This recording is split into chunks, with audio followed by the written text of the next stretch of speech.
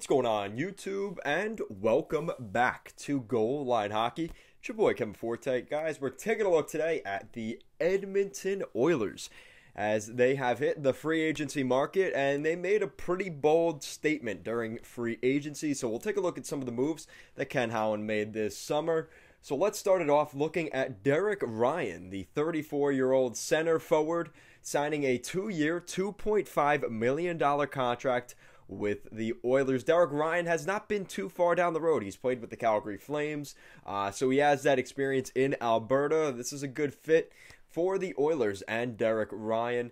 Derek Ryan is one of those guys. He comes in at $1.25 million per season for the next 2 years, and he's a nice addition into the bottom six. Really not anything crazy, but he's just some depth in the organization, and he's one of those contracts, if he's really not that great in training camp, you can bury him in the minors. Again, that's not obviously the plan for the Oilers, but because it's under $1.5 million, they can bury that deal. This is one they can't bury, and this one, we've seen Cody Ceci contracts get signed before, and we always wonder why do teams keep signing Cody Ceci to these really stupid contracts. Cody Ceci, the 27-year-old defenseman, signs a 4-year, $13 million contract. GMs never learn, do they? They just never learn. Ken Holland is the latest victim. It'll come in at $3.25 million per season. Now, Cody Ceci did have a pretty good season this year in Pittsburgh. But if you guys remember, Cody Ceci's contract was a cap dump when the Pittsburgh Penguins brought in Ceci. So I can't wrap my head around these Cody Ceci contracts. I know he was a top draft pick by the Ottawa Senators back in the day, but he has not developed into the player that everyone has hoped that he could be. He was in Ottawa, he was in Toronto, he was in Pittsburgh. Now he's a member of the Edmonton Oilers back up in Canada. I hope the best for Cody Ceci. He seems like a great guy. But again, this is the one that I am questioning a lot. Yikes. All right, Tyson Barrie. Now, Tyson Barrie, some people don't like this contract. I'm a little bit more in the middle. Tyson Barrie, 30-year-old right shot defenseman, again, that does matter here, signs a 3-year, $13.5 million contract with the Oilers. He returns to Edmonton, and there was some worries that they could lose both Adam Larsson and Tyson Barrie on the right side. That is no longer the case. They keep Tyson Barrie. $4.5 million per year is a little bit high. He had a really good season this past year, but again, he's 30 years old. He's kind of in the twilight of his prime. He wants to make one more big cash paycheck, and he's able to do that. He's been betting on himself last year, and well, really the last 2 years. And now in Edmonton, he's finally found a fit that works. They have a good team there. They just got to get to that next level, and I think Tyson Barrie sees that with the Oilers. And then the biggest signing that they made, which we kind of knew the details about earlier. There was rumors of a sign and trade with the Leafs to get that 8th year on a Zach Hyman contract, but that did not end up working out. Zach Hyman, the 29-year-old forward, signs a 7-year, $38.5 million contract, the biggest contract that we saw with the Oilers this week. $5.5 million per. Now, there is some questions about Zach Hyman here coming in because there's a potential that he becomes a middle six guy and you're paying him $5.5 million. Now, that doesn't sound too bad. The only problem is you're giving the money that you are to Leon Draisaitl and Connor McDavid. So at $5.5 million, I think there were potentially better offers for Zach Hyman in the open market. $6 million could have maybe been out there, but we didn't see that coming to fruition.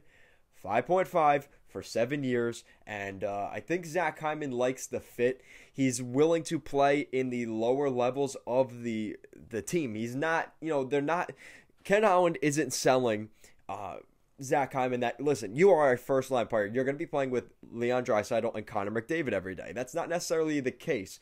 He is willing to play throughout the lineup, but he has really good hockey IQ, and he's going to be able to keep up with the superstar players in terms of his ability to read the game. And you're not going to see McDavid always, 3 steps ahead of not only the other team, but of his own team. A guy like Zach Hyman can definitely help round that out a little bit. So I think Zach Hyman is a good signing. He may add more goal support for the team. But he's more of the forechecker, back checker that you may not get as much in Connor McDavid and Leon Draisaitl all the time. Zach Hyman will give you that every shift, every second, and I think Zach Hyman will alleviate some of the pressure off of some of the big boys. And as we see some of their young guys develop, like Jesse Puljujarvi, Kailer Yamamoto up front, it allows Zach Hyman to, kind of be a stopgap for those guys as they continue to develop. And like I said, if those guys develop into anything more as top six wingers, Zach Hyman could eventually go to the second and the third line on this team and seemingly be okay with that.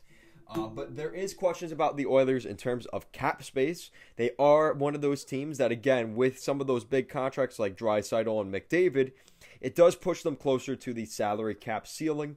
And right now, with $1.2 million in cap space, they will probably keep that for, maybe some smaller deals. But you do have to remember, they still have to re-sign Kailer Yamamoto and Warren Foegele, who are both potential restricted free agents that could get an offer sheet. Not saying they will, but Warren Foegele and Yamamoto do have to be re-signed. Now, the problem is everybody's been mentioning this Oscar Klefbom situation. Oscar Klefbom's money just comes off the books, but the salary doesn't really change. It's already worked into the system, as Ken Holland was mentioning during his last couple of conferences with Oscar Klefbom. They aren't going to get a huge cap relief when Klefbom goes on LTIR, or with the LTI, as Ken Holland likes to call it for some reason. But yeah, definitely interesting. This is a very different looking Oilers team. You look at their defense, you add Duncan Keith, you add Cody Ceci, and then you keep guys like Tyson Barrie. You keep a guy like Evan Bouchard. And we're going to see some different guys come into the fold. I wouldn't be surprised if Dmitry Samorukov, Philip Broberg make an argument in training camp to maybe get in that top six. You have William Legason. So there's going to be a little bit of bouncing around. Now, the biggest question for the Oilers is goaltending. What are they going to do with their goaltending? Because the goaltending market is all dried up. Peter Mrazek, Toronto. Anderson and Ranta, Carolina. Now we've seen even goaltenders like Darcy Kemper for a very high price get traded to the Avalanche. Philip Grubauer goes to the Kraken. Chris Driedger, who was still unsigned, he went to the Kraken. So it's just, there's not a lot of options out there now. Now, do they go after Devan Dubnyk again? I'm going to say that bridge is kind of, that's water under the bridge. Probably not going to see that come back. But there is something to be said maybe about Devan Dubnyk coming back. But really, that's the only legitimate goaltender I could see in the fold. And Ken Holland did mention, he said, listen, the problem is we've got too much money in our goaltenders already. He already has $6.7 million this season in Mikko Koskinen and Mike Smith. There's a lot better tandems around the league. For example, Carolina, which you have Antti Ranta and Freddie Anderson under that number, and you also have the Leafs, who have Mrazek and Jack Campbell at a lower number. So let me know what you guys think in the comment section down below. What do you think of the Edmonton Oilers and their free agency and everything like that? Let me know your thoughts in the comment section down below. Guys, thank you so much for watching this video, and I will see you guys next time.